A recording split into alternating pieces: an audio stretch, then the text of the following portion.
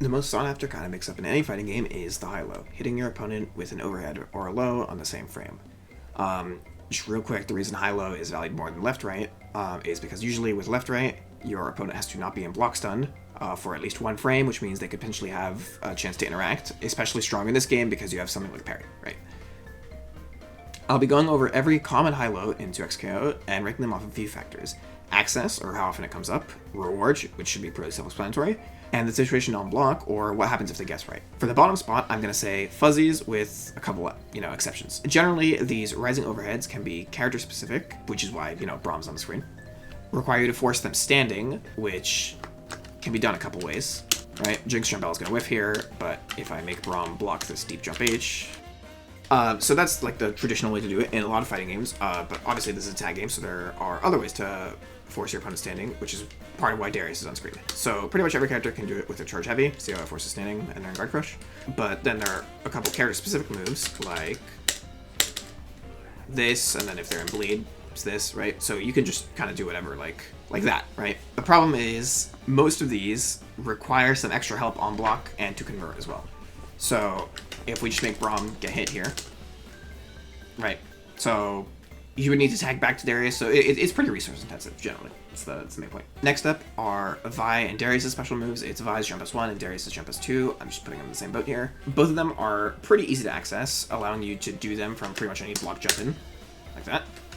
Or in Darius' case, that. Darius can also do something like that at some angles. There you go. So that's pretty nice, but they fall flat in the reward and on block department, requiring some help to fix both of them. Vi can RPS with super. So maybe you can cheese something like that, but generally pretty not good on block because it's going to be around -2 trillion on block. Yeah, there you go, -17, right? So not great.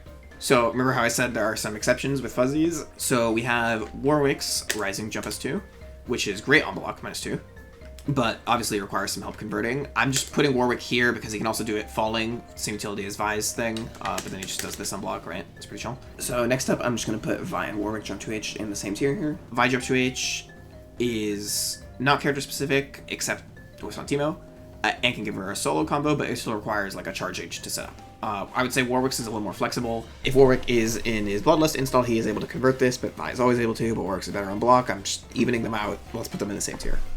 2 more rising overheads are notably absent, and then we're out of those. All right, so I'm not saying that... Okay, the fuzzies are kind of bad. Now what? Other than that, I'm not saying that the previous ones I listed are bad, but they're, maybe a little more niche. Now we can get to the really good stuff. Every mix-up after here I would consider really, really, really good. Ekko has a weaker version of Ahri's air dash high-low because that's not really his thing, and that's kind of Ahri's whole thing. Ekko has all that going on, right? But it's still a great option. He can air dash cancel his air normals or just do an empty jump and air dash cancel like that. His jump L can be a little finicky, especially on smaller characters, but it can get the jump done for sure.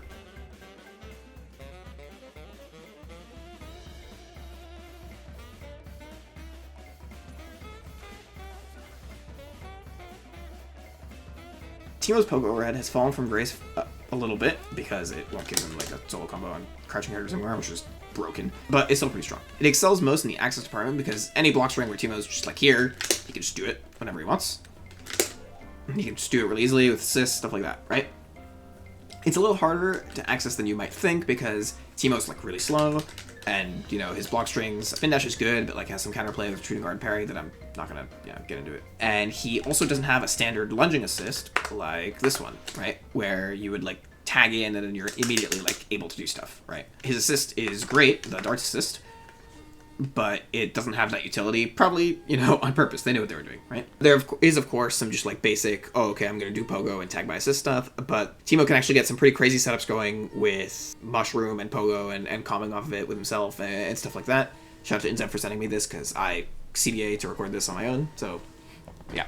Warwick's might be a little more controversial. In my and many top players' opinions, it isn't practical to distinguish between Warwick doing his overhead and running up and pressing 2M. Here at round start spacing, dash 2M is around 17 frames, which to me is not like visually distinct enough for how fast it is compared to his overhead.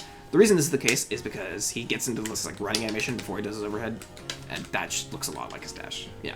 This is basically second to none in terms of access because he can just kind of do it, and he does it all the time from neutral too, if you've watched even like 30 seconds of Warwick gameplay, right? But it suffers a little bit in some other areas. So the on-block isn't great. There are a lot of ranges where he'll do it, and then it won't be punishable by some of the smaller lights in the game, like Teemo or Ekko. But if he's any closer, then he is -6, and jab starters in this... Or, no, he's -8, sorry, it just got nerfed. Which means every character in the game can punish, and Teemo and Ekko are the worst ones at it. There you go. And, of course, you know, this could be parried or whatever, because this is usually not going to be gapless. But it's usually not going to be gapless because you're doing it from spots that most characters have no business doing high-lows from, so... He can combo from the solo, which sounds great, but this combo is usually not too crazy unless you have, you know, certain positioning.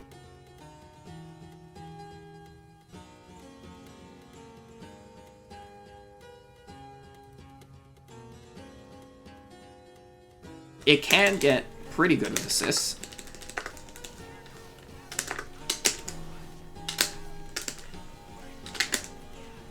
Next up is Ahri. It's a little weird that her high-low with air dash is sort of her whole thing, and she isn't at the top of the list, but I guess we don't live in a fair world, right?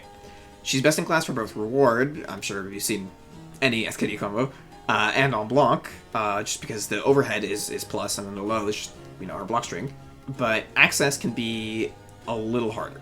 Ahri inherently is going to struggle a little bit more with accessing her ideal situations, even when it comes to just doing something like special move plus assist, because her special moves are all like kind of janky. Like,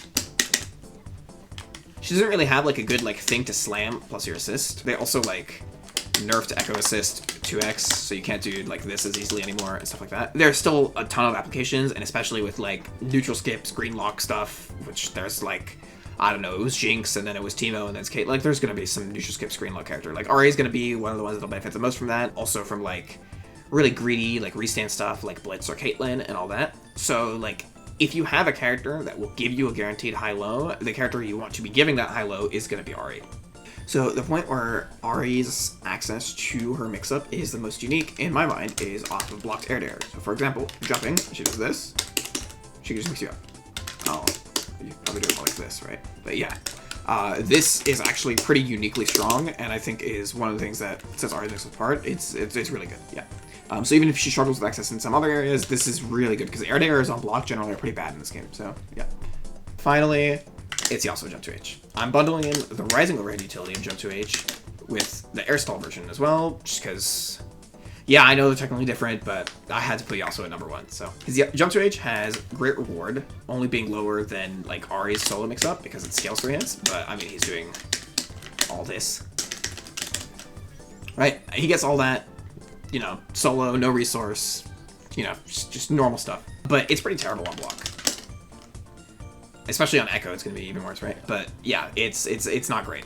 This right now sounds like, you know, maybe a greedier version of Vi's Jump 2H. So why is Vi's Jump 2H all the way down there, and this move is at number 1? The key difference between these two is access. And that comes up both when Yasuo is on point and even when he isn't, which is what makes it so unique. Because Yasuo's foreign assist sandwiches his opponent, you can access a lot of like really grimy stuff. So for example, what you'll see basically anyone who plays this team do is skip neutral to Yasuo assist like this, run up, and then start charging heavy. And then that's gapless, and now you're plus 2 trillion and you can do whatever you want to them. So here's where a lot of players will do Yasuo's Rising Jump 2H, and then just tag back if it's on block, right? But that doesn't work on Teemo. So what are you supposed to do on Teemo? Well, good news is, if you're fighting Teemo, you don't even have to worry, because you can use Kara Hop.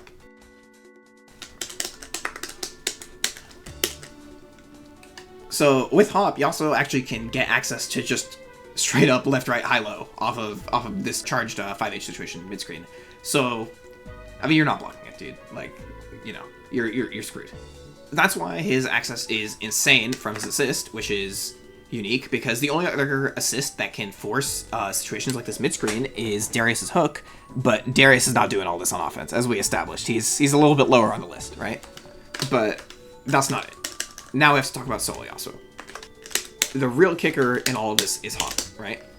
So generally, with Hop, if he makes you block either like a jump H or a jump L, this is just immediate high-low, right? The obvious thing with Hop is that he can just use his assist, and then that's just a gapless streak. Not only can he just set this up pretty easily with assists in the corner, gaplessly, but Hop gets a lot more evil when you think about it solo and what those implications are, compared to other characters, which, other than Warwick, basically every character on this list has been, oh, they need, you know, some help for this high-low. Hop on its own shouldn't be too hard to deal with, right? Like, it's not that bad to just anti-air it, 2H it, unless it decides to go the wrong way. But it gets a little bit more complicated when you're trying to check Yasuo stealing turns in stance, like this, right? Like, you want to steal turns with Yasuo like that, like jab or whatever, right? And if you're trying to react and, like, check him for stealing turns, and then he does Hop, this happens. And you get punished, and then you just die. Not only is Yasuo punishing you for potentially checking him stealing turns in stance, but he is also threatening high-low through this.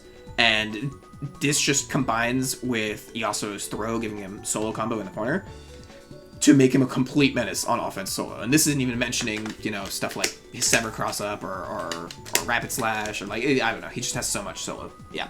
So that's every high-low in 2x KO that I could think of. Let me know if you disagree and you actually think Yasuo is completely fair. I play him. He's not fair. Or if you think I underrated someone else's, or just whatever. Or let me know if you want to see more stuff like this in the future. And yeah, thanks for watching. That's it.